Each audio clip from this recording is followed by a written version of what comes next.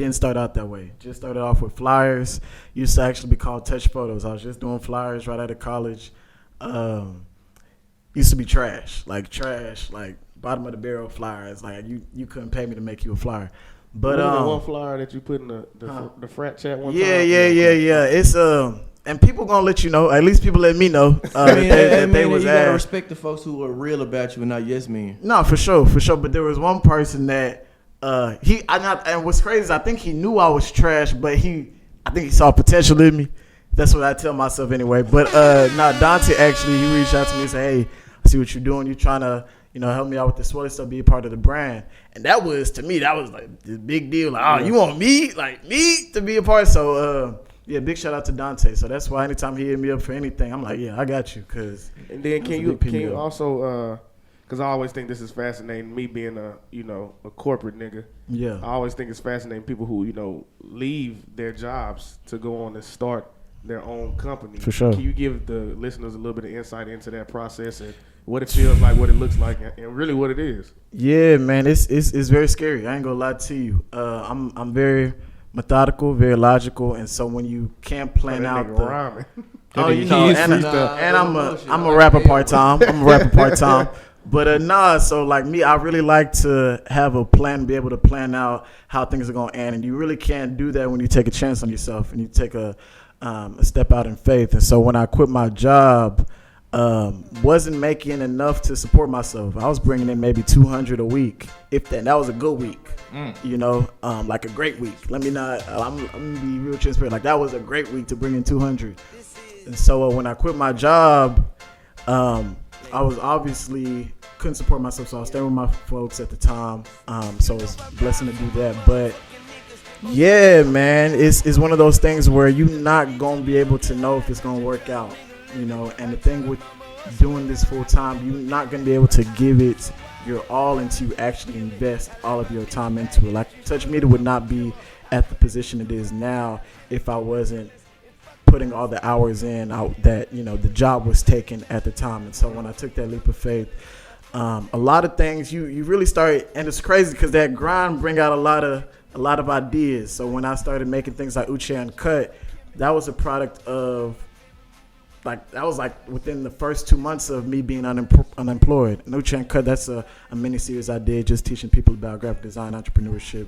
But a lot of these innovative ideas. Request media from a company professionally. Yeah. So a lot of tidbits. But a lot of those innovative ideas came out of sort of that space where it's like, all right, my back's against the wall, what am I gonna do? And so I encourage everybody, man, it's not gonna be easy, so get that out your head. What were some things that you kind of relied on during that time? Because you gotta really bet on yourself and believe in yourself through all outcomes and adversity. So for sure, what were some things that just allowed you to just keep your mind going forward instead of just hard times, might as well go get a job and live a comfortable life? No, for sure. God, man, I gotta keep it a buck, man. God was the biggest thing because I'm gonna keep it a whole buck. There were times like it was getting pretty bad. Like I probably had maybe like $30 in my account. Savings wasn't cleared out because. And that's where that drop will definitely be. No, for sure. But it's one of those things. Like I love being transparent because it's like savings was unclear because I still had bills, right? We got phone bill, car insurance, so it's not like so it's not like I could afford to bring in a lot less income. But God was really one of the biggest things I relied on because it got to a point there was a job offer. So it's not like I couldn't find work. There was a job offer at the time. Yeah, let's get this clear. You decided not to work to focus on your passion and your dream. Facts. Let's get that understood. Facts. Yeah. I was really in the season. God was telling me like, hey, if you want this thing to, do what it do, then you got to really take a step out on faith. And so, quit the job. What I was gonna say, and so what's crazy is I was about to actually reapply to that job that I turned the offer down to because it got that bad. And I was like, man, do I need to call them back up and see if they still got the position open? But y'all still got it. I was playing before. I was playing. But no, that's why I think it's important to keep some people around you that really keep you focused on what you are passionate about or what your goals are, because if it was just me, I would have said, let me go ahead and do this. But luckily, I told one of my best friends at the time, still my best friend, and she was like, hey, this is something you're trying to do. Just like step out on faith, it's going to work out. So really giving me that encouragement I needed. So, man, shout out to that best friend. For sure. Shout out to them. One thing I think that you, one point I want to focus in on that you said when you were giving your spiel is that when you quit your job, the same hours that you put into that job, in turn, ended up being the same hours and more that you put into your passion. For sure. And I think that's something that a lot of people don't focus on when they, what I'm saying? They don't know that shit. Yeah, when they quit their job or whatever, when they got all this free time, what they do is they spend their free time doing bullshit. Yeah. And then they spend maybe 2-3 hours a day working on their passion. And then they look up 3-4 years later and they wonder like, well, damn, why this shit ain't popping? Why this shit ain't popping? Some people don't really understand the hour, like, people work at a 9 to 5 at a job that's really giving you a check. There ain't no set hours for you building your brand. It can be 12 to 12. It can be out 24 hours. Yeah. So, and it was one of those things I was still doing touch media even when I was at the 9 to 5. So I do the 9 to 5. I come home and I literally be doing touch media stuff until I fell asleep on the computer. So yeah. But one thing I do, when Uche said I gave him opportunity, like, I don't do that because I really, people see Swelly bigger than I see it, I guess, sometimes. Oh, for sure. But typically when somebody's starting, like with you with the media, B Will with the camera, B Will was like, he just a nigga that was supporting the brand. He's like, bro, I want to get into photography. I'm like, fuck it, come take pictures of us. You know what I'm saying? Like, I try to just give niggas opportunity because I didn't have opportunity when I wanted to start my shit. Nobody was doing that. Yeah. Even with CJ, my nigga CJ doing pictures, I think we started the same week. I said, I don't know shit, you don't know shit, let's do it. Let's just do it together and just figure it out. And that's how we kind of like build my brand, just be like, not using each other, but like, hey, nigga, if you need some merchandise to take pictures of. It's healthy use, it's bar. Yeah, like, hey, bro, I need some models. Like, all right, I got some shirts, put it on the models, I can get you the models. And we kind of like just bargaining, just trying to help each other win. So like, but to see you, I'm going to let you know, I seen you post him the other day on Instagram. He turned down a $5,000 a month gig. Shit. And that nigga like, nah, I just can't that do ain't even a damn. Yeah, that nigga. So like shit. To see you come from struggling, like when you say barely paying your bills and shit, thinking about going back to work, to now you be like, nigga, now I can turn down $5,000 a month, and I can still, take care of myself. So like that's a blessing. But at the same time, I saw you put the work in. You know what I'm saying? Like, it wasn't one of them things like your popularity got you where you at. Some people just who they is and be like open some doors, but like. You was a popular nigga, but doing the graphics, no matter how popular the shit, trash is trash. Like you can win contests because everybody know you. Like, ooh, Che Touch Media, we can tag you. Right. But you can't deliver the goods. It's like ain't shit you can do. So like, I just appreciate you sticking to the grind. I see a lot of niggas start shit and just be like, man, this shit ain't working fast. It ain't easy. Yeah. And the thing is, even because you said the 5,000 was a tech company, right? Right, startup tech company. Tech companies, they throw money around. So if that's $5K a month, you can only imagine what the next person gonna come and offer them. So for sure. It's only up from here, bro. Yeah, definitely. I appreciate that though. And all the tech, man, please encourage the people around you, man. You don't know who need it. You don't know who need it. So just hey, bro, I see what you're doing. Even if they just and if it's trash, hey, bro, I see you still showing up.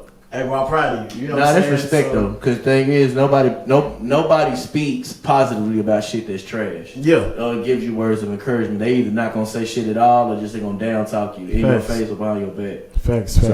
That's real. If you out there doing that.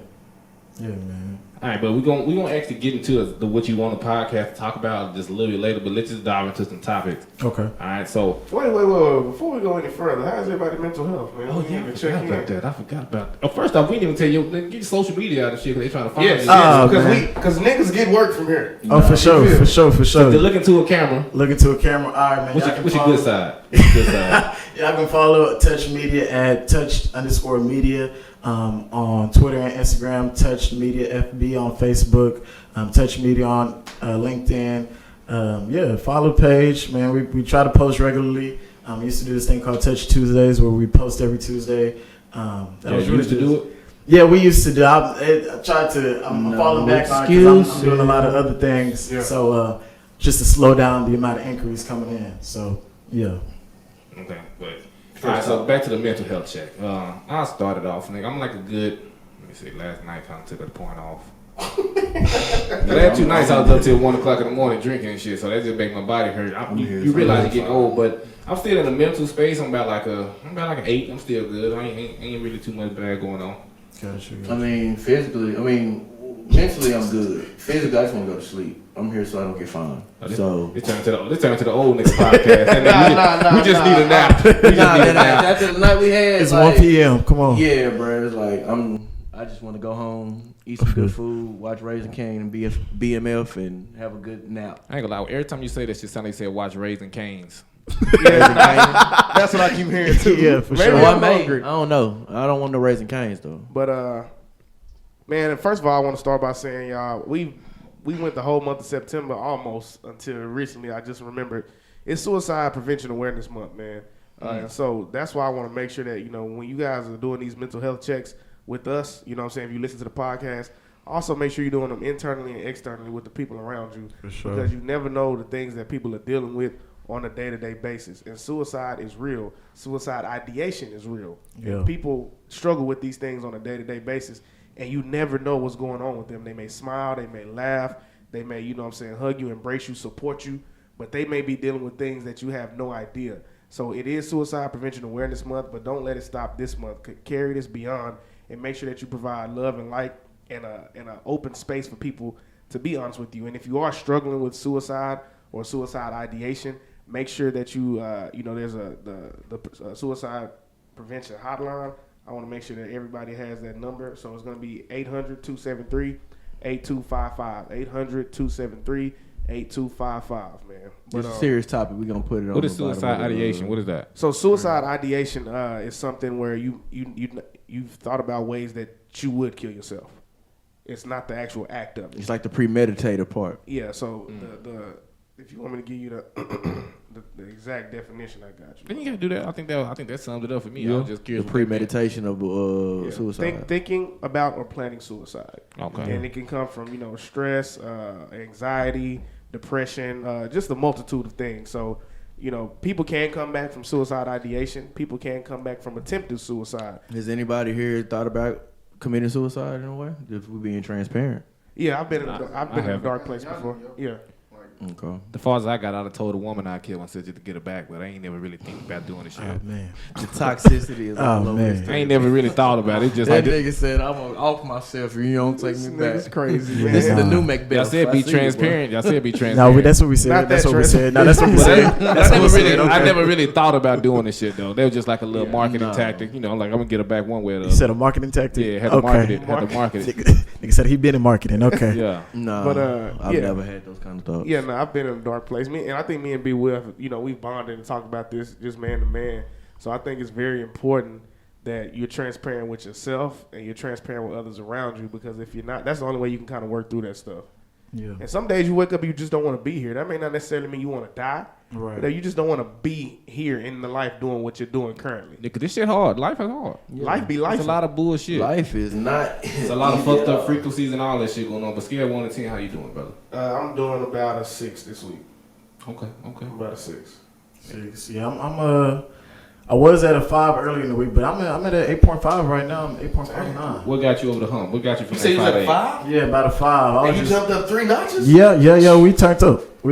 Shit. Yeah, no. If you don't mind me asking, what made you at a 5? If you don't want to get Yeah, no. I mean, like I said, I love being transparent. It was just I had to. Anytime I have to make life-changing choices that I can't predict the outcome of, I always get overwhelmed and feel real discouraged. And so when we talk about, oh man, he just turned out a $5K job offer. That was, boy. That was you know what I'm saying. Especially when you come from a place where you really did not have it, you know. And so it's like when you see the opportunity, and you have the chance to take it, and you turn it down. A party's like, boy, are you crazy? So that was real overwhelming. Was dealing with some other credit issues, some family things impacting my credit. I was looking for a car, so I was like, man, one thing after another. But and niggas don't understand when you got to really do it on your own. Yeah. Like, I don't have. Like, I am the backup. Hey, like that's like I am the blueprint. So if this don't work out, But so that, of course, I always keep saying God got me through it. But also therapy. Had therapy on Saturday. What was it yesterday? So yeah. It's been good. It's been good. Definitely. What about you, B-Will? I'm at 8. B Will's at an 8. So collectively, we all about steady, exact the lowest this week. So I ain't getting no. I'm at a 7. I'm just ready to go to sleep. God damn, B-Wall, we get it. Boy, about 47. Yeah, B-Wall said I'm good mentally. I'm just tired. So I just assumed you about like 7, 8. You just tired. You know, get that rest. Yeah, man. So, what we got to talk about, man? All right, so the first thing on the docket, I think it's Nicki Minaj's husband sexual assault. So it's a video clip. I don't even know and I try not to watch the videos prior to, so I get my honest reactions when I watch them. I feel like the viewers and listeners like deserve that. So I don't know. My first time listening to it as well. And Uche, I don't know if I can turn this up loud enough so you can hear it or be walk. Let me see if I can change. I watched it. So Okay. Jennifer, have you ever spoken to Nicki directly? I did in March of 2020. She called me and she said that she got word that I was willing to help them out in a situation. I didn't understand what she was referring to. She offered to fly me and my family to LA. I turned it down, and I told her, woman to woman, this really happened. And I hadn't spoken to her since. Now, you allege that Nicki and Kenneth were harassing you. In what way? With them sending people to negotiate numbers as far as money is concerned with family members. And Nicki is the one who personally reached out to me. This shit was wild. You know, in regards to helping them in this situation. And then the threats that I received because I kept saying no to every offer, to every suggestion. The last incident was when one of their associates put $20,000 on my lap, and I still kept saying no. The last message I received was that I should have taken the money because they're going to use that money to put on my head. Damn. Okay, so Zach, break this. You put this in clip in right. So I'm gonna let you take lead on this one. Yeah. So basically, for any of you guys who don't know, if you've been following Nicki Minaj and her relationship with her husband, probably like the past couple of years, it's been talk in the media. In the industry that, you know, he had a sexual assault case and there were many victims who were sexually assaulted by him. And there's kind of talk that there's been just this kind of agenda to cover it up so people don't know about what's going on. And a lot of people think Nicki has had a lot to do with it. So with that being said, I want to just bring this to the podcast and just kind of talk about that and talk about sexual assault, victims and, and also how I think it's just covered up in general as a whole in our culture. How you guys feel about it? Well, I think people don't believe celebrities can do shit like this, and I really want people to know that celebrities are just fucking people as well. They just do fucked up shit just like the average person do. So like, and then for me, a lady that was offered $20,000, put it in her lap. She said no to it. My thing is, I don't see a benefit for like people like she lying. They trying to ruin these niggas and shit. Mm-hmm. I don't see what they get out of this. Like going on TV and say I was assaulted by her husband, and you didn't even take the money. So it's like you're not getting shit out of this, but putting your face on TV, and now you just. And somebody can clarify me if I'm wrong. When you are suing or you want justice for sexual assault, you're not looking for a monetary gain. You just want that. You want justice. You're not getting paid for that. So she could have won more by taking the 20, but that's not what she's looking for, which I respect. Yeah, man. I think a lot of times people try to put celebrities on this pedestal that, they are. Yeah, man. They are these people, especially, if it's an artist that they support heavily, I think it's a lot harder for people to really acknowledge, things that are brought to light. I think you'll see, because if this was just a regular celebrity and not Nicki Minaj, I think you'd see a lot more people sort of side with the victim, right? But because, this can't be, the Barb, this can't be the same Nicki. So people almost like find their identity in Nicki, and I don't want to say like find their identity, but it's exactly at the point where it's like, if Nicki's attacked, you're almost coming for me, and I have to defend myself, right. Because they support that celebrity to that extent. And even with that wasn't Nicki's first time being in something like that, because her brother was a pedophile. Oh, okay, I didn't know that. I have heard that. Yeah, her brother was actually messing with kids. And she went on this whole thing that's not true, but he was convicted. They convicted him. Your brother's in the jail. So, question: when you convicted, are you guilty? Yeah. Or is it just? Is it just saying beyond a reasonable doubt that they found more evidence that supported what they say you did versus they didn't? Well, I think is everybody in jail guilty?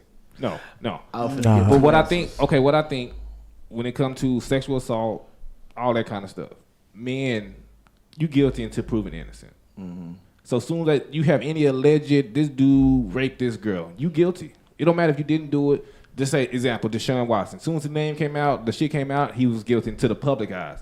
And sometimes, fuck what the judicial system say. If the public find you guilty until proven otherwise. So even, I don't even know this case like that, so I ain't gonna speak on it, but any case, like it can be any case where a man has been accused of sexual assault. And we seen it in like the college athletes. Mm-hmm. My uncle going through that shit. They, this guy allegedly raped, kicked off the team, can't go to jail, and then like a year later you innocent, but then it's like shit, we can't take it back. So like it's too late. As a man, your reputation is shot. You guilty until proven innocent in this case. And women on this shit are the victim until proven that they're and keeping it real when you are in the sphere of that sexual assault stuff. Like just dealing with my uncle, like his situation is kind of different. Him and the woman he was messing with, they drug users, so nothing was just gonna be normal with them. But in the end, she tried to say he raped her, but they had a 3-year-old together that they were both raising. Well, I think he could still rape. No. I mean, I'm not saying it on that. They were good until the drugs started taking over. And it started. Oh, he a bad person. So that's what I'm saying. I know for a fact my uncle didn't rape her, but at the same time, in that situation, they were looking. The courts. I seen a clip where, I don't know if you guys seen it. It was a judge raising the child support of a woman that was $40 to now it's $2,550. Yeah, I saw that. And you don't ever see that in that case. It's always the man taking the bulk of the child support. I'm happy she did it. But in that case with my uncle, it's like he's doing his responsibility. He's taking care of his kids. But when the money stopped, you're a rapist. He had to serve time for that because he was a 2-time felon. And by that time, they're not looking at your story or alibi. They already see you got 2 strikes. We're gonna go ahead and sit you down. And with that, you got to label yourself as a sex offender. Yeah. So wherever you live, wherever your home or residence is, that house is now labeled, and the neighborhood will then be notified. You have a sexual predator in your neighborhood, regardless of if you were rightly convicted or wrongly convicted. The only thing that I don't like about when you get into these situations, like when it comes to being accused of sexual assault and rape. One, I think it takes a lot to be accused of that. Mm-hmm. I don't think that's just something a woman wake up one day and say, nigga, you raped me or you sexually assaulted me. Yeah. So a lot of times when that does happen, I do tend to side with the woman in these situations. But on the other hand of that, there's 2 sides to each coin. Mm-hmm. I think that if you accuse somebody, wrongfully accuse them, yes, sir, the same consequences that they faced or would potentially face for you accusing them are the same consequences you need to face for wrongfully accusing. Because a lot of people weaponize that. But I think that's a tricky topic, right? Because when we talk about women who are trigger warning sexually assaulted, trigger warning raped, a lot of times there are a lot of consequences to coming out, right, and just saying, hey, this is what happened to me. Right, because one, in the public's eye, there's always there's always an ulterior motive, like, she's looking for clout, or she's looking for money, or and so there's a lot of victim shaming, and no one really sides with the victim. And so if we, not that I don't agree like that there doesn't need to be some sort of consequence. It's just I think it's a tricky subject because if we do implement a consequence and it's all right, well, it's 20 years if we prove that you lied, and then it's a situation where a woman came out and said something 5 years later and there's no evidence, and she proved that there was more evidence that sided with her abuser, and then it's like, okay, well, she took a step out on faith to really advocate for herself and women who are in similar situations, and then she now has to face a consequence because she didn't have enough evidence. You know what I'm saying? So it's like a tricky. But then again, men face that same consequence. Mm-hmm. But I think it's few and far between, though. I feel like anytime the conversation comes up with sexual assault or rape, and it's like, men go through the same thing, and it's true. I'm not saying that men being sexually assaulted or raped. Which they are. What I'm saying, I don't think there's anything is one sided. But what I'm saying is, if there's not enough evidence to prove that a man didn't do it, he's going to face 20 years. Mm-hmm. Okay. You get what I'm saying? That's what I'm saying. Okay, I see what you're saying. And so I'm saying, so you're saying that it stops women from coming out. That's not ever what I want to happen. I want people to speak up who've been in these situations. But what I am saying is, I also want people to be held accountable for sure when they don't tell the truth, or if something went wrong in a relationship and they don't appreciate it. Now it's all of these things that this person may, which they may have been, but I don't want people to get wrongly accused. I'm tired of people being wrongly accused. And that's what I stand on, accountability, because it's just a lot of situations that go and there's nobody being accountable. Like, you can get out there and you can say what you want, and like that's why I even brought up the thing weaponized. Like a lot of that stuff, which is not meant to be weaponized, they just do. Oh well, I'm upset, so I'm gonna say whatever I need to feel to get back at you. Now, one thing I do, me, when it comes to the public, like I'm like when I say you guilty until you prove innocent, I'm that nigga. Like if a woman say somebody raped in my mind instantly, like this nigga did that shit until they prove him wrong. So I got fault to do with it too. Like no matter who, even if it's somebody you know, because I don't see the benefit of women coming out and doing that. Facts. Now only people I kind of like got like athletes. I be feeling like in college athletes, some of that shit could be 50. Damn, so the woman came out and said I raped her, you believe it? Yeah, because I know you and I was like, she saying that shit, Zach ain't gonna do that. That's what I'm saying, like, the shit ain't came out. I ain't never heard you rape nobody before. No. Yeah. Let's put that on the record right now. No. Yeah. Like tomorrow, hypothetically, somebody came out, Zach raped me. I'm gonna think you kind of did it. I'm like, bro, I've been knowing this long. I've been knowing Zach this long, and nobody ever said this shit. So now, like, it's some truth to this. But to Dante's point, like, I want people to do that with me. You know what I'm saying? Like, because like, even if you know me, like on a personal level, like, I'd want you to. Because that's how I am. I would want you to take her side too, and it won't be no love lost. You know what I'm saying? Like, because when I prove her wrong, you know what I'm saying? Because that's not me. It's not gonna be like, oh, you really gonna side with her? But keeping it real, it will be love. Because I'm people be real. Just going off the situation where, let's say we both know the male and the female. She says, yeah, Uche raped me. Yeah. Hypothetically. Yeah, but let's please say hypothetically. Please. I don't want to mess up any branding or please, anything. come on now. You see I got my shirt on. Hypothetically. Come on now. Them touch niggas really be touching. Bro, watch out. But hypothetically, you said there won't be no love lost, but if we know both parties and we find out this is untrue, where all this come, it's gonna be some love lost because you just put my nigga through some shit he did not have to even go through, and you put me through some things because you now had me really believe or had me even questioning my thought about my friend. Yeah, no, I mean no love lost with the people that agreed with, whoever it was. You know what I'm saying? It's definitely going to be love lost with the accused. Like, if you accuse me and I didn't do it, it's definitely love lost. Because sometimes I'm looking at you like you got shit on your face. Nigga, you thought. I feel that, but... I don't know, man. I think... And it's easy to say on this side, too. When you're in it, it could be a whole different thing, I just think, man, I think it's hard for people not to have biases for people they've been knowing a long time. Like, if somebody come along and accuse, a brother, a sister, anybody of something that you never thought they could do or would do, your first thought is going to be, nah, man, I've been knowing them a long time. I just don't see that in that person. I think initially you're going to have some kind of bias.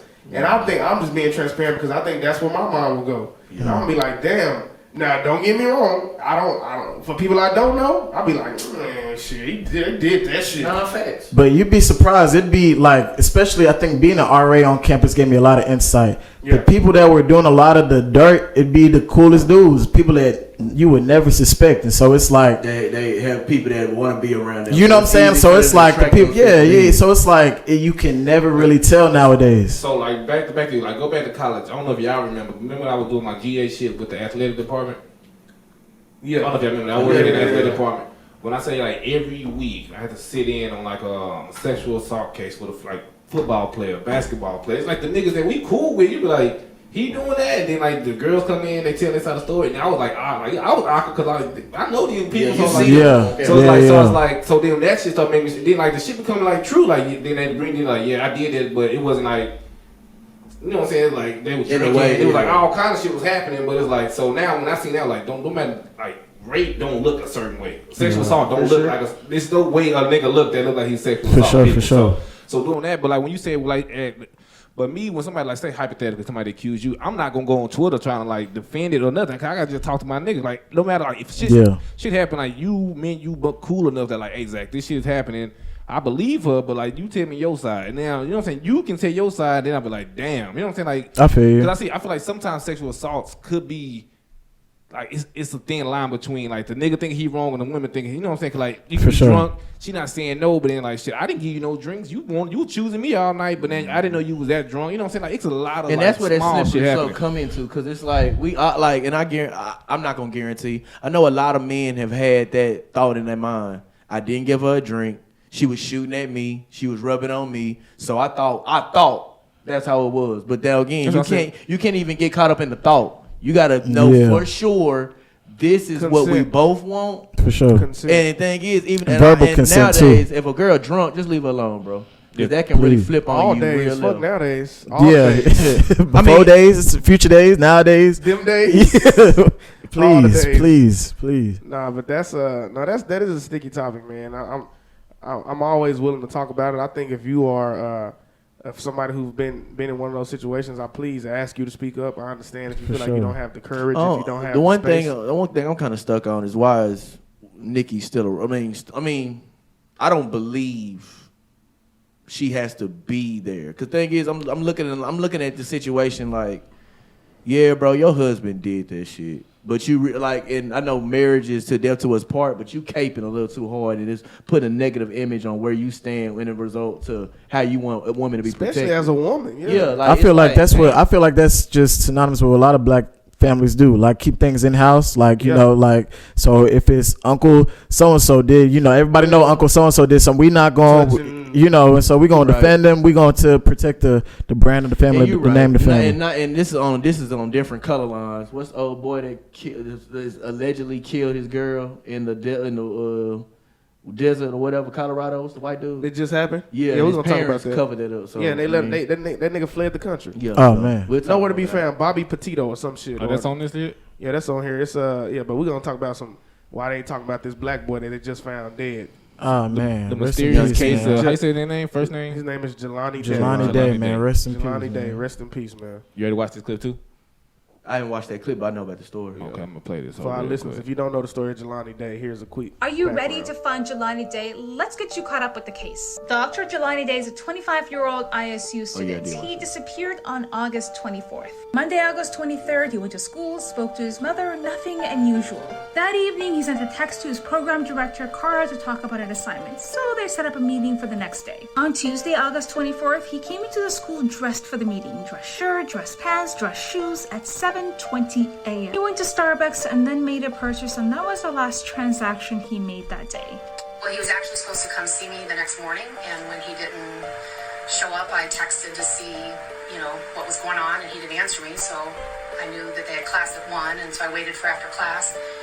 He didn't show up, and then he had a patient, and he didn't show up for that. So the school contacted authorities to do a wellness check on him. They couldn't find him, so they contacted his family. His family reported him missing, and that's when another surveillance video came up, and this time he wasn't wearing the same clothes. It was on that same day, August 24th at 9:20 a.m. He came into Beyond Hello dispensary store. He looked at the camera as if he was telling his family, hey, I was here. We don't know if he made a purchase there, but what we do know is that was the last time he was seen. 2 days later, that's when a call came into a wooded area, and that's when they found his car. His plates was missing, there was no keys, and the clothes that he was last seen in the surveillance video was in the back seat. These clothes. There were no visible signs of force or damage to his car. They searched the wooded area, and that's when they found his medical ID lanyard. On September 4th at 9:47 a.m., that's when they find an unidentified body in the river. The authorities refused to allow the family to do a visual ID, but they told them, hey, can we get a blood sample? We want to compare. His siblings gave a blood sample, but they still wouldn't identify if it was him or not. But what they did confirm is they're still looking for tips from the public. A few days later, someone turns in Jelani's wallet. They said they saw a black man who was wearing either a red shirt or red pants who dropped it.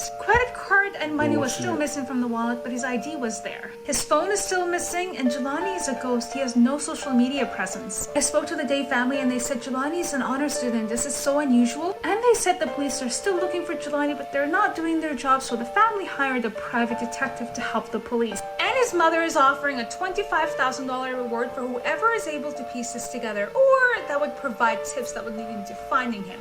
So the big question here is, an update, Jelani Day was found on September 4th in a river, and he was found dead. And I think the biggest thing was that if you guys don't know, there's been another story that was getting covered. Well, bigger, yeah. The CNN has blown this news up about it's a white woman and a white man who went on a trip together, and we'll get to them. And that's been all over CNN. I had to go on TikTok to find out about this. Mm-hmm. This was on Twitter. I hadn't seen this on no major news outlet. None of them. And so I just was curious. I'm like, damn. If I'm just now finding out about this, I wonder has anybody else found out about this, especially for our listeners, because I'm just curious, man. So what do you guys think? They feel like the police weren't doing their job. I feel like the police is in cahoots. I be feeling like all this, I don't want to get into my conspiracy shit. I mean, this your time to let it out, because I'm not disagreeing with you. It's crazy. The week before he was pronounced dead, or they found the body or identified the body. That's when I found out about it, and he had been missing for a month and some change, and so it was just crazy because I found out about this yesterday. They found that boy body on September 4th. And the thing is, the way that the coroner and the police were disrespecting his mom. They were they weren't really giving her info. They were just basically like, bro, do you want to see if this is your child or not? And it was just like, bro, really? And I take it to that level, bro. You wouldn't even give a white woman that kind of disrespect. You would give her all kind of grace. Man, they don't value black bodies at all. And the thing is, and talk on a larger scale, it's always a big fear for white America when their girls go missing. Yeah, it's never a big plight because the thing is, black women have been going missing for centuries. Yeah, and to be honest, they've had these things about snatching melatonin, snatching organs, snatching this, snatching that. It is a whole real problem once these white folks' daughters start turning up missing, and there's no way for them to be found. And yeah, man, they just don't care about black bodies, man. I think it's very frustrating to cut on the news and you see this Brian Laundrie and Gabby Petito story all over the fucking news. 24-hour coverage. 24-hour coverage. See, the thing is, I don't even watch the news. I always feel like that's what I'm be doing. I didn't watch it either, but I just started seeing this shit everywhere. I watch the news. When I open Google, it's there. When I open Twitter, it's there. When I open TikTok, I see it there. I didn't see anything about this Jelani Day kid. What is crazy, it's like mainstream TV, they're showing, what's his name? Petito, whatever. Yeah, Brian Laundrie. And then social media and every way the new generation gets news, it was all about Jelani. Like, I didn't see too much about the Patino and everything else on social media and things like that. But on mainstream news, they were blasting it as if it was like the insurrection at the Capitol. Yeah, real. And I think the reason I put both of those topics back to back was because in retrospect, the Brian Laundrie and Gabby Petito thing that's going on right now, this white man went on a vacation.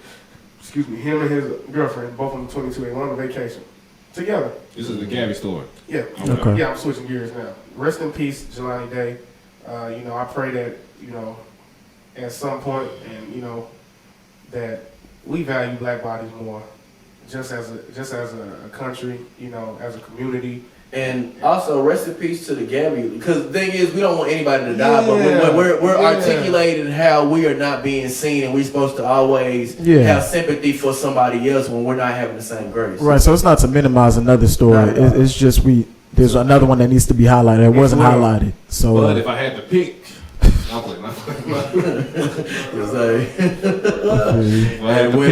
wouldn't be the Spelling Podcast if we didn't. But yeah, man. So essentially, Gabby Petito, God rest her soul as well. She went on a trip with her boyfriend out of town. I think they went to Wyoming. They went on a vacation, and this guy returns with no Gabby. Just comes back, and they're asking him, where is she at? And he just returns home. And then a missing persons report is put out for her, and his family covers it up and allows this man to skip town. Now they can't find him, and they found her body. So they went on a trip together. He came back like nothing happened. Yes, nothing happened. She's dead, mind you, the whole time. They were married. No, girlfriend and boyfriend. Okay. 22. Both of them were 22. Oh man. And he returns back. That's like God rest. Nothing will happen like that. With any of us. But you go on a vacation with your girl. And her parents know that she's there with you, y'all been together, and then you just return back. Right. And they like, she ain't there, no story or nothing. Then they find her dead, and he returns back home to his family. they cover it up and allows him to flee the states. Yeah, like now they're on a manhunt to find this guy. He's been like missing for like 9-10 days. Yeah. Damn. Yeah. And they hired her, like, I don't know, it was a TV show where they be tracking like wanted folks. Whoever the host was, he's now in charge of finding him. And he's already saying Brez are probably in Mexico by now. Like, he's gone. 9 to 10 days, you can get a lot of ground in 9 to 10 days. Yeah, man. That shit just... That's some bullshit. Yeah, a lot of it. Cause I'm just imagining, like, you leave. I don't know. Maybe that was his plan for the trip the whole time. Maybe he went in with that mindset. They said because it was like a domestic dispute. Like they said, people who were driving past their car called the police and said they saw him punching her in the face. Whoa! But the thing is, when the police came in on their video camera, she's changing it as if she was the aggressor. And it's kind of like weird. Like, did he put that fear in you to put it all on you? Because, I don't know, it was kind of like crazy. You could see the fear in her eyes, but she was making it seem like to the police, I was the aggressor. I was punching on him, and yeah, we just should have chilled out and stuff like that. I was like, but they called the police on him. But that's me going back to that first sexual assault and all that shit. Like, that's why I take the women's side. Because, like, at no point can a woman really defend herself with a man. But I feel like a nigga can always defend himself. So, like, that's why I don't feel like they just make that shit up. But let's switch gears real quick. All right, so Uche, we brought you on the show to promote something, right? Yeah. So I think this is a great time to do it. We're right in the dead in the middle of this motherfucker. I think it's a good time for you to get your shit off, brother. Yeah, for sure. So earlier this year, God placed it on my heart to really do something. I'd always been passionate about helping out the community, and I told myself when I got to Dallas, I actually moved to Dallas last year in November, and I told myself I definitely want to be able to find a way to help out in the community somehow, some way.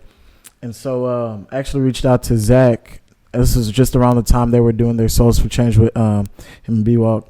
We're doing that. And so I reached out to Zach and I said, hey, anytime y'all start doing something for the community again, let me know if you know something else going on. Cool, just hit me up. And around January, I sort of took a hiatus from social media just to get my mind right, get ready for the year.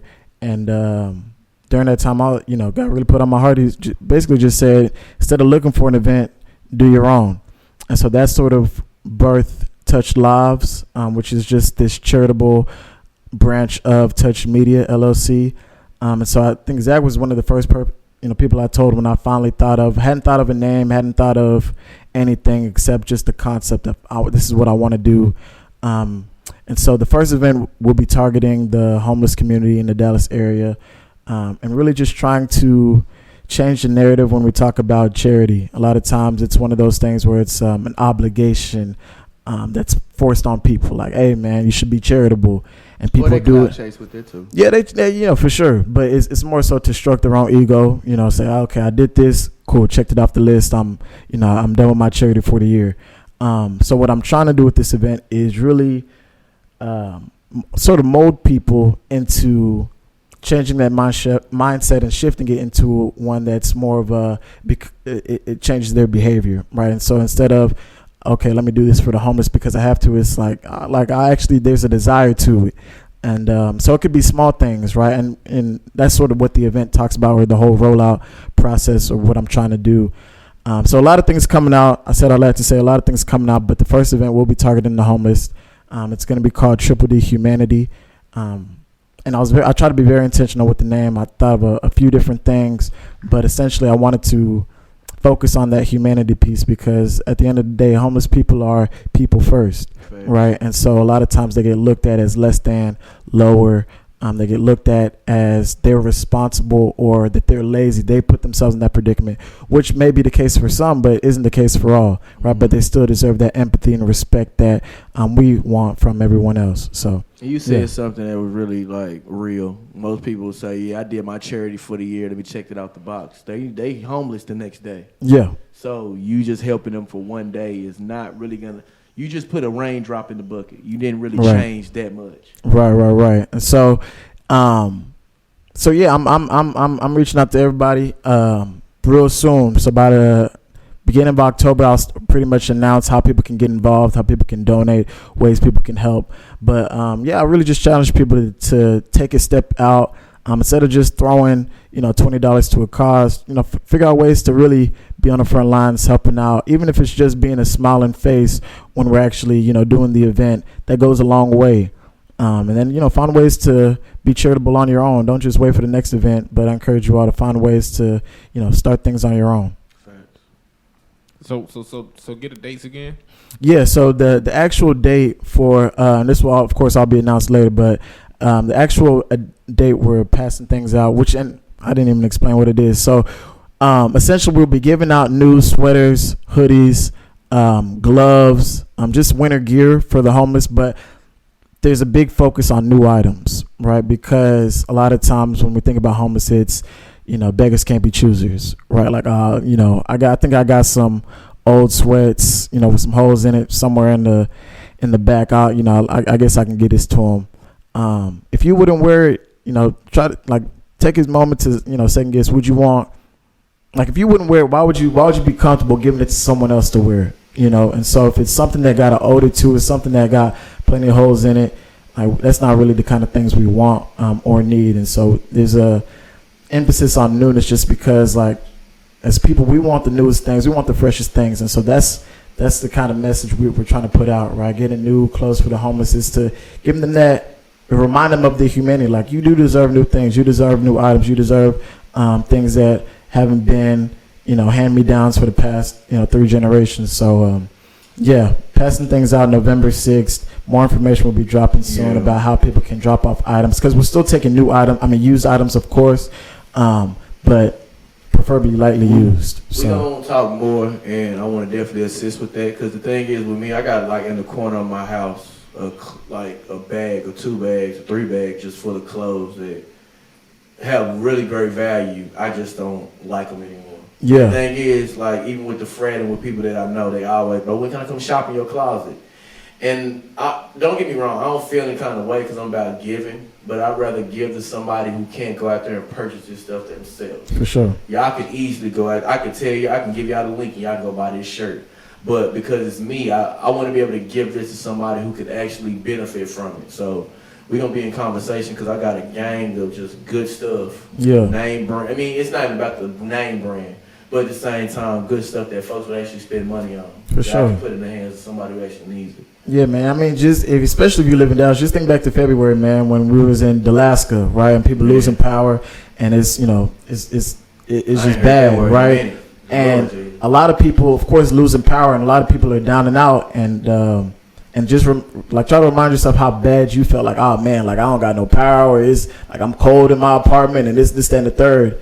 It was 10 times worse for people that didn't have a place to go, and so I think for me to have the idea in January and then to see that in February really solidified, this is something I really need to do. So yeah. No, that's real. Yeah, I feel I was in Austin. I was one of them people that had shit. I had to warm up my food with some candles and shit. Yeah, man. I went through it. I think when we're doing Souls for Change, I think a couple of days after that, they started moving a lot of homeless folks into hotels and stuff because they knew it was going to get bad. Yeah. So even with that, they left a lot of people out. Oh, for sure. A lot of people. For out. sure, man. If you were older or really older, the older people, they were taken to the hotels. Yeah, they probably worked out who they wanted. Yeah, man, fend for themselves, and that happens a lot of times with marginalized, groups. So it's older, or when we talk about racial implications, and so the first event is definitely targeting the homeless, but Touch Lives is something that will be targeting marginalized communities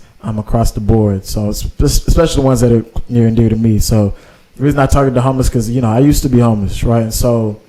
Back in 2019, really? Man, for a couple. I mean, I'm not gonna make it seem bigger than what it is, but for a couple of weeks, me and my family were hotel hopping, got evicted out of our house in McKinney. A lot of late payments. Eventually, came home one day after work, everything on the side of the road. I'm talking about from chairs to TVs to so it's Wow. Yeah, we had to do a little hotel hopping for a little bit, and we were blessed to be able to do that. A lot of times when eviction sneaks up on you, some people really down and out and don't have a place to go, don't have the means to be able to hotel hop, and so, man, this is something near and dear to me. So yeah, stay on the lookout. I respect it. Nah, I mean, I just witnessed. I mean, I haven't witnessed a lot of that. You see it from a distance, like people get evicted and stuff. But somebody in my apartment, I walked outside and seen her, like touching her stuff and thing is, I don't know. She just had a good spirit about it. She said it's the first time for everything. Yeah. I said, yeah, you right. It's a humbling experience. I'm not gonna lie to you. You know, I was like, I didn't know what to say. Like, ma'am, your mattress is out here on this car. Yeah, man, and it's humbling too, cause it's embarrassing. You know, you got. I mean, granted, this is. Let me paint a picture. This is McKinney, Texas, right?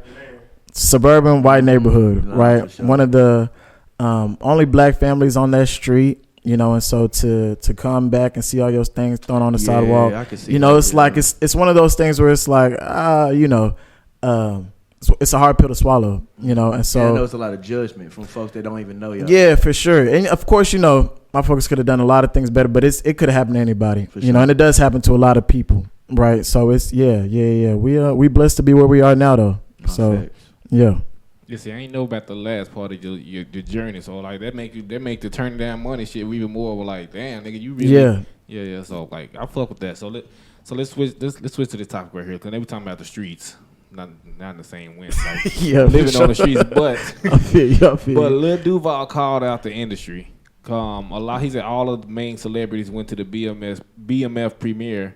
And pretty much only like 3 people went to Lil Boosie movie premiere. He was like, we got to support the streets the same way we support the mainstream. So how do y'all feel about that? Do y'all feel like the mainstream really, to me now, is making money off the streets but putting it in like a bigger platform? Mm-hmm. But people that's actually making the street content is not even receiving any of the same accolades or any of the same support. So how y'all feel about that? Man, I'm not gonna judge until I see Boosie movie, because I don't. I'm not in the business of supporting shit just because it's black. If it ain't good, the shit ain't good. So I want to see the movie. I'm gonna watch BMF as well. I'm gonna pay to watch the movie. I was just gonna ask, because I seen niggas trying to give out the links for free and shit. Like, I'm gonna pay this. It's 20. I think like $20. I'm gonna go and support Boosie, $20. But okay, I feel that though. Like, I'm gonna pay to watch the movie, but just because you black, and just because, you know, you Lil Boosie, and you know what I'm saying, that don't mean that I have to automatically be like, oh, okay, let me go make sure, you know what I'm saying, if it's bad, I'm not gonna tell people to watch some shit that's bad. I feel you on that. I feel you. I ain't watching this shit. I ain't gonna hold you. Yeah, I ain't even grow my mom, my boy. I ain't gonna lie to you. Nah, Boosie, first of all. Why are you not watching Boosie shit? I mean, I got a lot of reasons not to watch this shit, but even if there wasn't. Don't do that. Man, come on down, man. Yeah, I'm not. Because you support Drake, and he do shit that ain't supportable too. Oh, for sure. Everybody got something to point at. But Boosie got a whole lot more. and it's, but who are we to judge? And it's not about judging. And I feel like when we talk about holding people accountable for things, it's like, oh man, you can't really say that about him because everybody do. And I get the premise of that, but it's like with Boosie, like Boosie has a fixation on just shit that I don't think he has a fixation. You don't think so? I used to think so until I watched the Breakfast Club interview. Mm-hmm. Now, what about the interview changed your mind? I think the fact that he's not upset with anybody that is a part of the community. LGBTQ is what we're saying. Yeah. He's not upset with anybody that's a part of the community. He's not down talking to anybody that, because it was a what's the name of the oh my goodness, I want to say just get in the ballpark. I got you. I can't remember the lady that was on there. Flaming Row. And okay. she's a drag. They had the best conversation. They had a respectful exchange, a funny exchange, a lighthearted exchange. You can tell his heart is in the right place, but you can't do you can't do more than what you were taught, bro. It's very hard for you to do more than what you were taught. So I'm not blaming on his upbringing, but what I'm saying is what he's saying and doing is not coming from a place of malice. He ain't telling people to go out and harm people in the community intentionally. Like, I think it's one thing. Like, it's one thing to give a call to action to say, yeah, I don't fuck with people in the LGBTQ community. This is what you need to do. I know. I'm saying, like, but I think you can have the same results unintentionally. Like, I think you can. But the thing is, I'm gonna let you finish that. But I'm gonna chast that to Lil Nas X is doing the same thing in the way that you're saying. Hey, go ahead. Because in an interview with Zane for sure trolling. No, he a troll. He a troll for sure. Zane Lowe, he said, that's bro, the only thing. I just think that shit lame to me. I don't like anybody that troll. Nah.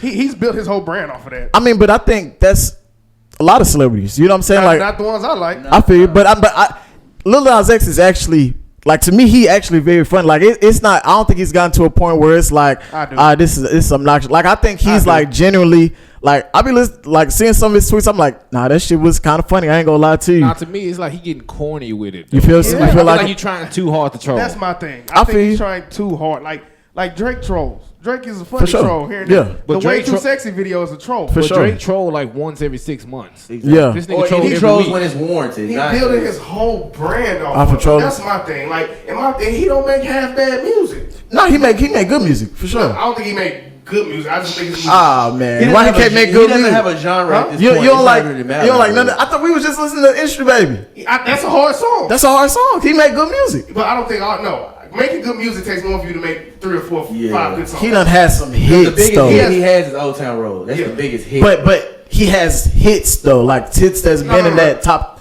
I think got some songs. Nigga got some songs. Let me go. Hold on. He got 5 songs, good ones. But you gotta think about how many artists don't got 5 good ones. Right. That's what I'm saying. Like that don't make him a good artist. I mean, I think to Zach's point, I think it's all subjective, right? So it's like a million artists with 5 good songs. Yeah, right. That's been in the top. That's been the top. Top 100 charts. Not top artists. Y'all going off numbers? Y'all going off good songs? Because what makes it good? Them charts be skewed. No, I'm just saying because good songs is subjective. You could say like, okay, let's say what you do, the boy you like, the damn from West Coast nigga Boogie. To you, all his shit go hard. Somebody be like, only that's like, not true. I'm just saying, but like hypothetically, you could say all his like that's 7 songs, true, 7 songs on the album go hard. Somebody be like, only like one, Silent Ride. And they be like, it's a debate. He like, only like that one song. But I'm not saying all his songs go hard though. I'm not out here doing that. I'm realistic. Just because I like somebody don't mean I'm gonna go out there and be fake about it. But I feel you. I'm gonna let him play the song. Then I'm gonna tap into why I even brought Lil Nas Industry into this Baby, conversation. Panini, Old Town Road. Yeah.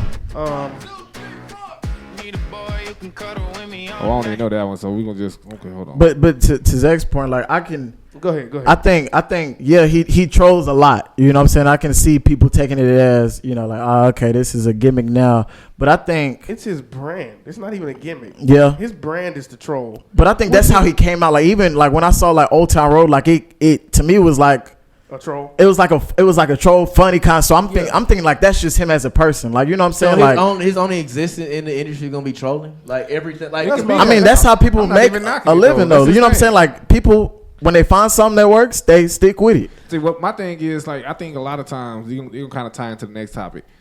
The older generation want them to be like focused on the music, make the music. Not even that. I think the new generation, you gotta have this little gimmick to go with your music. I feel like not everybody that's popping has a gimmick though. Name a new nigga, not no old nigga, not the Drakes, the Kanye. Roddy Ricch don't have no gimmick. Roddy Ricch just putting out music. Yeah, that nigga cold. Nicole. Joyner Lucas don't got no gimmick. He don't have no gimmick at all. But how many people saying, man, that nigga Joyner Lucas cold? Like just like. But that's for people. Give me your top 5. You know what I'm saying? Give me your top. What I'm saying is household names. Ain't nobody I feel you. I'm talking about household names. Household names. Joyner Lucas is not a household name. Right. Like I can't go to my mom like, you heard that new Joyner Lucas? Jay-Z really didn't come with gimmicks. He came with business plans. We ain't talking about the old niggas. I'm talking about the new niggas. Household names. You gotta before he passed away, my boy Pop Smoke, he didn't have no gimmick. Nigga just was finna blow up. But I'm saying, but he really didn't become a household name until he died. Let's be real. No. He was on the way to become. He was coming up. He was coming up. Migos wasn't gimmick of They didn't have no gimmick either. I said it's not the old nigga.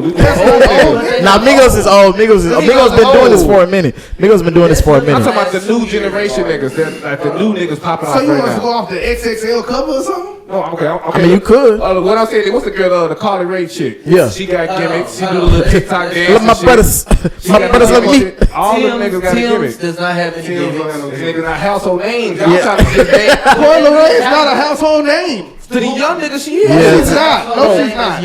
I work in household name. I work in high school. Carly Rae is not a household name to these people. I'm talking about not to us old niggas. I'm talking about to the NBA young YoungBoy generation. ain't got no gimmicks. Is Wizkid a household name? Wizkid. Wizkid is not. Wait.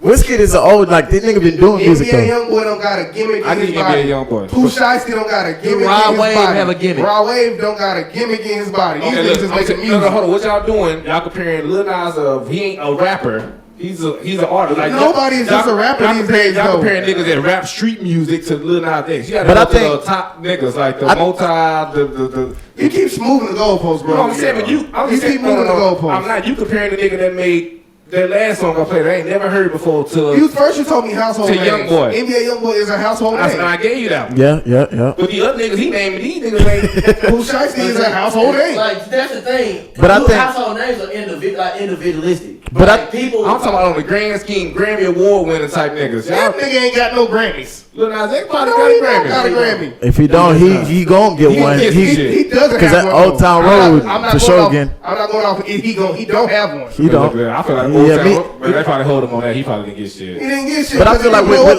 like with Lil Nas X, like the people made him who he not, and this is what I mean when I said it. People made him who he is. So like this troll person personified, like people made him that way. You know what I'm saying? Because trolling is what got him into the light. Cause the thing is, I'm gonna keep it real. After Old Town Road, it started seeming like he started doing more things to just not even come out in his sexuality, but just do more things to get publicity. he got a Grammy. They got 1, 2, 3, 4, 5, 6. Nominated.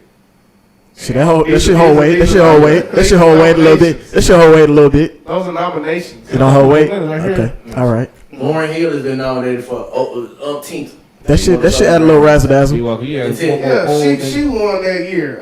What's my Billie Eilish? Billie Eilish won that year. That nigga ain't got none. But nah, let me get to the topic. Music video. Leave it alone. They won, like he didn't win none of that So in the interview, I think they'll be nominated. That's what I'm saying. You can't compare the niggas. shit. Future was nominated.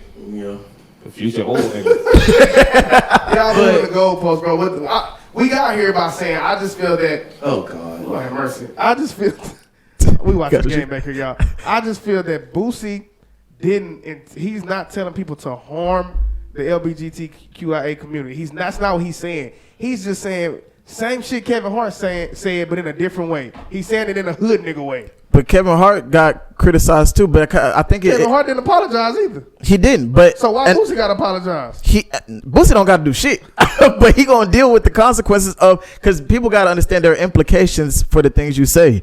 You know what I'm saying? Especially if you are heavier implications when you're dealing with the LGBTQIA community, and I think that those same implications need to be held accountable when you treat black people a certain way, when you treat Hispanic people a certain way. I'm with you on that. I feel like that's more. We talking about all lives matter, but I feel like with the LGBTQ, like they specifically have been impacted by the things celebrities say, even if they didn't intend it. And black people have not specifically. They have for sure. But I'm just saying, like, even with that, if a white person says, if a white person says something derogatory towards black people, but they didn't mean it that way, are we gonna say, oh well, I mean, they didn't mean it that way, so I mean, no, that's totally different because it's not that Boosie he didn't say it that he didn't mean it that way. He said, I don't want my son. He said, I don't want my kids right. to be gay. Right. But it's like, and he said, I'm willing to learn. He was like, I don't want. He's like, but it's some shit I don't understand. For sure. He said, but people didn't try to come and tell me and talk to me. He like people just shut me down, shut me out, told me. I feel that, and people felt the same way. And I feel that, and that's one part of cancel culture I don't agree with. But at the same time, cancel culture is the worst. But when you get to a certain age, it is your responsibility to unlearn a lot of things you learned growing up. That's what I don't agree with. Like, you don't think so? I don't agree with Boosie said, but I don't like this one mindset mentality that we have in America. What you mean? You can like that community. You can support them. I don't have to support them, but now I say I don't support them. The whole world hates you. That's fake. I don't like that shit. I don't have to like shit that you don't like. I don't think it's as clear saying I don't really support it. I think he said a lot more than I don't just support this. He said I go on stage and whoop Lil Nas X ass. You know what I'm saying? So it's a lot more than just. But the reason he said if anybody got up there ass naked, he's lying. He's a liar. So now he a liar. But this is why I'm saying that. This is why I'm saying he done paid for it. He done paid sex workers. He is a liar because on the Breakfast Club, Charlamagne said, "What about strippers? They get and perform you feel all me? the time. You ain't whooping their ass." He said that ain't the Grammys. He said, "Nah, you ain't gonna make me fuck up on my strippers." You know what I'm saying? He's a lie. Come on. So it's a contradictory. But this the thing though. Even in the Super Bowl, Janet Jackson caught flack when that nipple came out, even if it wasn't her fault. So this because I'm trying to get back to the topic of everything else. He's saying if a man, I don't give a damn, everybody, us right here, if a grown ass man got out on stage at your child's school play naked, I got a problem with that. I would have a problem if anybody's naked on stage. He said that. For sure. Correct. But they switch it. Oh, it's a woman though. Well, But nigga, most of the time, women performances are sexy, but they're not naked. There's difference. They're not naked. slow your roll now. They're not naked. They're not naked. Because what's her name? Is that Chloe or Halle?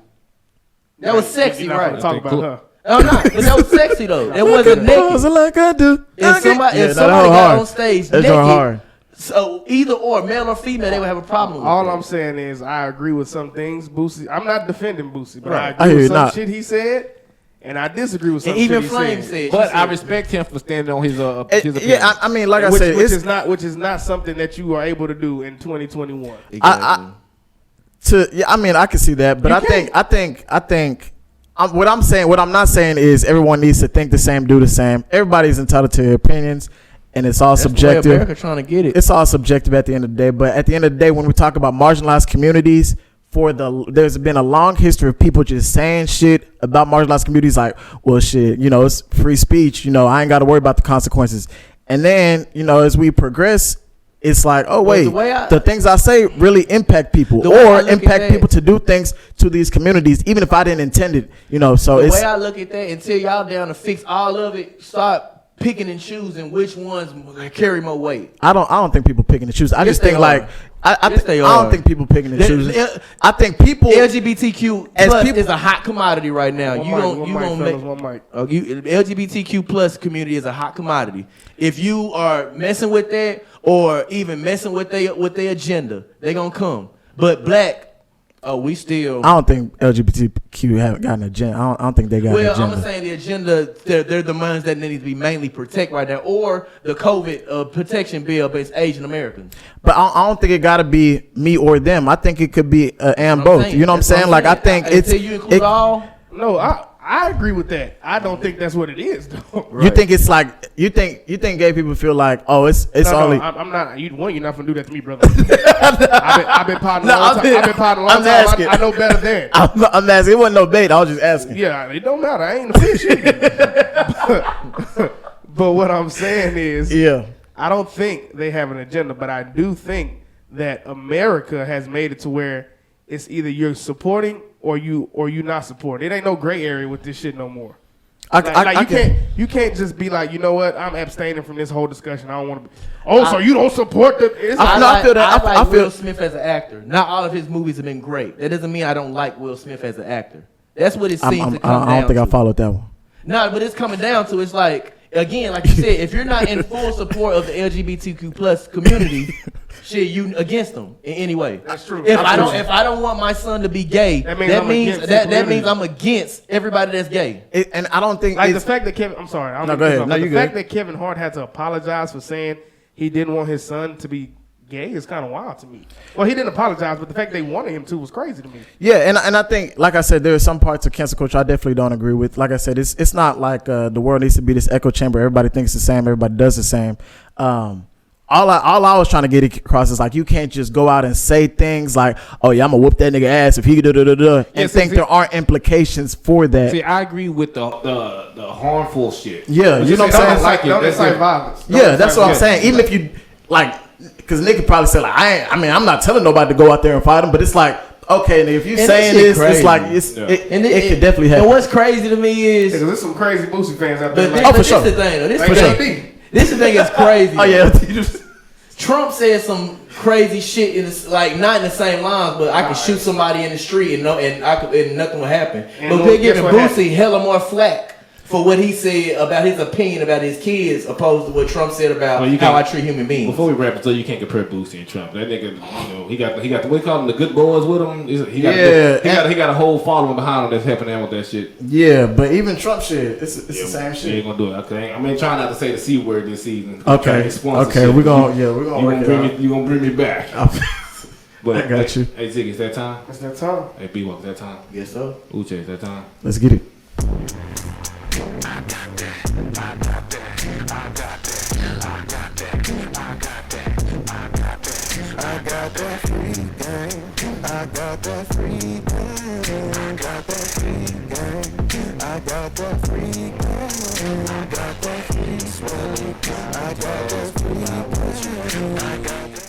All right, man. This is the part of the podcast where we give you game and it's always free. It may be spiritual, it may be entrepreneurial, or sometimes it may be financial. whatever it is, man, take it worth a grain of salt. Not saying we know shit, but this is just a little game we like to give. I can go ahead and start with my free game for this week. Is going to be you're never too high to receive guidance, and you're never too low for redemption. Break that down.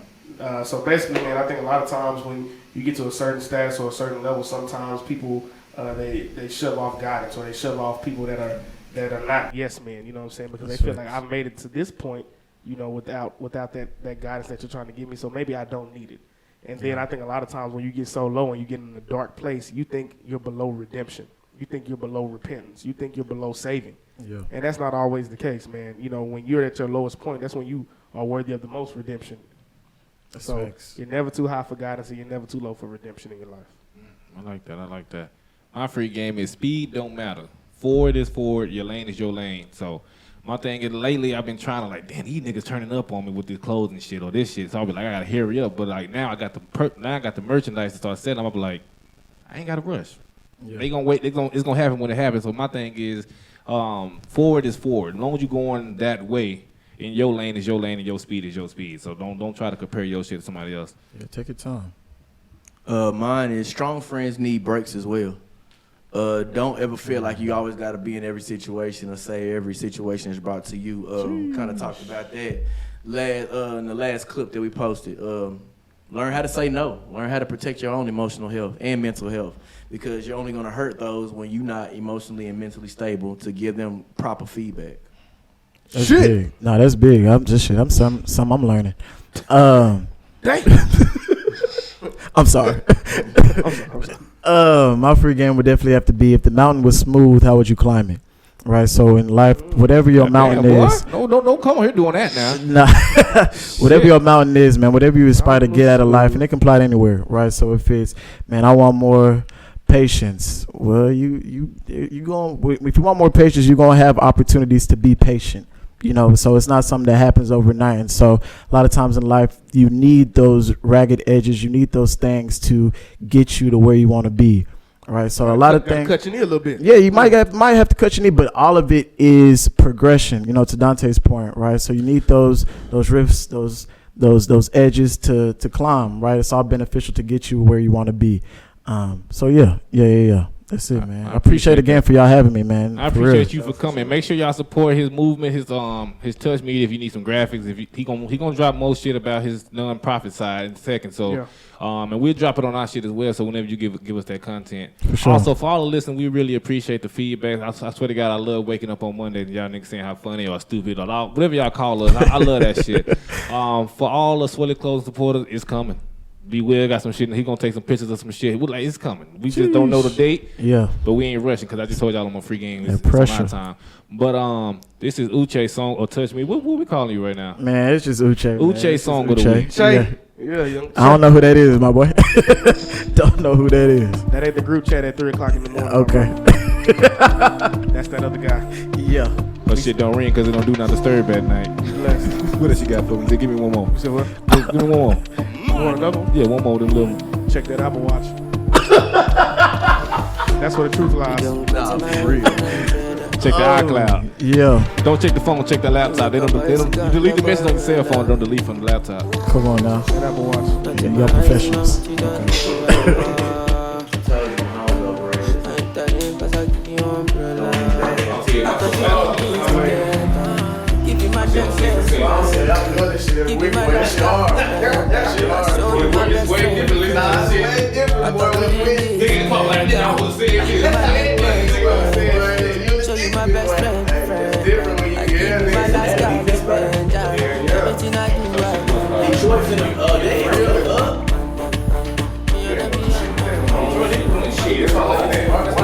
Okay. That's my home. Wait, I got a shot. My coffee having a friend. No, hell no. He get a nigga shit careful for a prayer. Yeah, right the shit.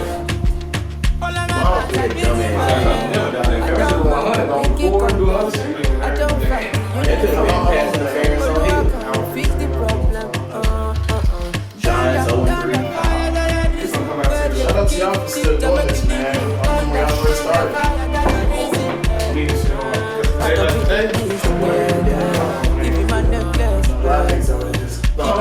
My team, the dumbass. for those people? Nah, I just had money line about a couple teams. Show you my best friend. Give me my last everything I do right. I'm telling you, they started like they understand that with all that tape, they don't have to stop on them. So you always take a chance. Them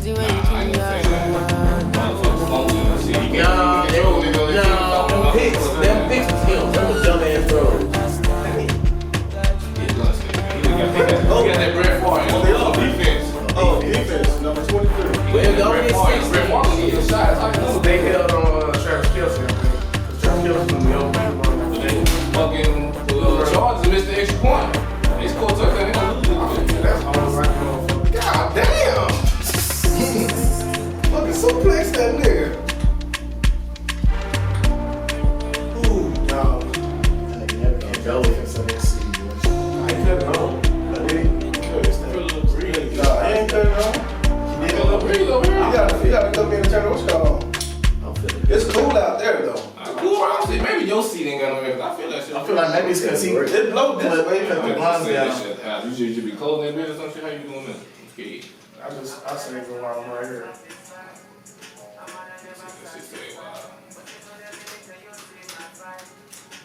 He just hurt. He let him win. Yeah, because Pat Mahomes gonna get up there and say the same shit he said last week. I don't think count Mahomes out. Mahomes gonna get up there and say the same shit he said last week. I can't make them dumb throws. I can't do it. Shit, that's Mahomes. Look, they on that nigga, man. He got a timeout right there. Fucking at a 20. That's that Pringle nigga. So you can't say